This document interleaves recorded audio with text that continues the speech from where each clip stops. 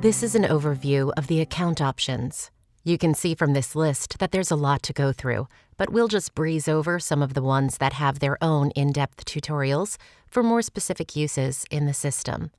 But it's worth knowing where these things are, what the capabilities are, and making sure that you get your information entered properly into your account profile. Why is that important, you ask? Well, because most of your marketing can include your agent details, and this is a much easier place to update your contact information than in every single template. And there are other important options like selecting what kind of notifications you want, and more. If you're an admin, you'll see all of the options that we're about to cover. If you're an agent, you'll see a more limited view of the account options. So let's dive in. Click on Account My Information. The Information tab is where you'll enter your contact information and any other details you want to add.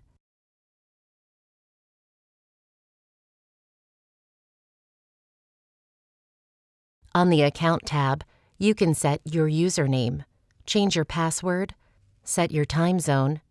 If you're an admin or account owner, you'll also see where you can change your own permissions. Agent-level users will not see these permission options, as they're assigned by the account admin or owner. The Dropbox tab gives you your agent-specific Dropbox email address. This is covered in depth in another tutorial, but just add this email address into your contact information so that you can add it easily into your emails outside of radiusbob to push outside emails into lead client notes within Radius. If you're an admin or account owner, you can also use this address for the lead vendor integration. We'll link to those tutorials in the written portion of this article on the knowledge base. If you're an admin, the Agency tab is where you can assign the user to a specific team if you've created upline and downline agencies. You can also set agent-specific commissions here, although we recommend using the product-level commission settings. But if you have an agent that won't ever get a commission, you can assign them to a flat rate of 0 here and save. The Contracts tab allows you to upload contracts for the agent. Click Add and fill in as much information as you want. Always save or submit the changes. You can add in errors and omissions details in this E&O tab. You can add and track licenses in the Licenses tab. Track documentation, states, effective renewal dates for agent contracts.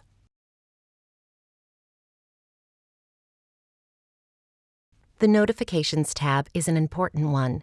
Here, you can decide if you want to receive emails when a new lead is assigned to you. Receive a daily task list via email. If you've entered your cell phone number into the Account My Information cell field, do you want SMS replies to go to your cell phone? And would you like browser notifications when a new lead is assigned to you? Again, save any updates. The Email tab is for agent-level users to set their custom SMTP email server. If you're an admin who has set up the account-level SMTP, you'll be brought to Settings, Email Calendar column and Other Settings to enter the SMTP there. But agent-level users will set their own SMTP for their email address here. A link to those instructions is in the written portion of this tutorial. The Caller ID tab allows you to set a user-specific caller ID. Group caller ID settings are done by the admin in Settings, Phone Dialer. This feature is not available during the trial period. Instructions will be posted in the written portion of this tutorial. If you use Google, you can click on the Access tab to set up your Google ID and a one-way calendar push from Radius's calendar to a Google Calendar. A link to instructions will be in the written portion of this article. Finally, you can add notes to the user in the Notes tab. If you have multiple users in your account and you're an administrator, you can click on Manage Users to add an agent profile, send the agent a text or email, edit, delete, or log in as that agent. This is similar to what we just covered in the Account My Information section, so let's skip over this. Just know that as an admin or account owner, you have access to these functions. And one of the most common errors people do while setting up their information is skipping over the time zone. So make sure that's accurate if you're adding a user. Downline agencies is only relevant if you have a team within Radius. We'll let you check that out in another tutorial as it goes in depth.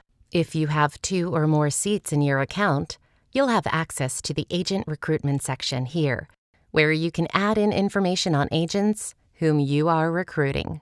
Simply click Add Agent to add in the agent's contact information and details.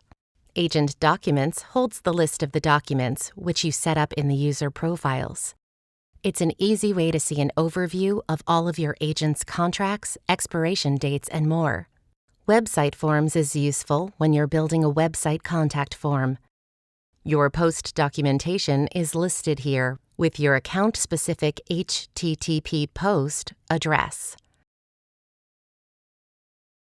All of your field names, including your custom data fields that you've created, are listed here for you to name your web form fields properly so that they map into Radius accurately. We do have a sample form below to start from, but usually people use their website development platform's contact form. If your website developer has any questions, have him or her check the knowledge base and submit a ticket for any specific help they need.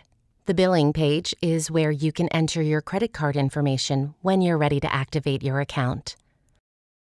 If you need to change credit cards in the future, you can do so here as well.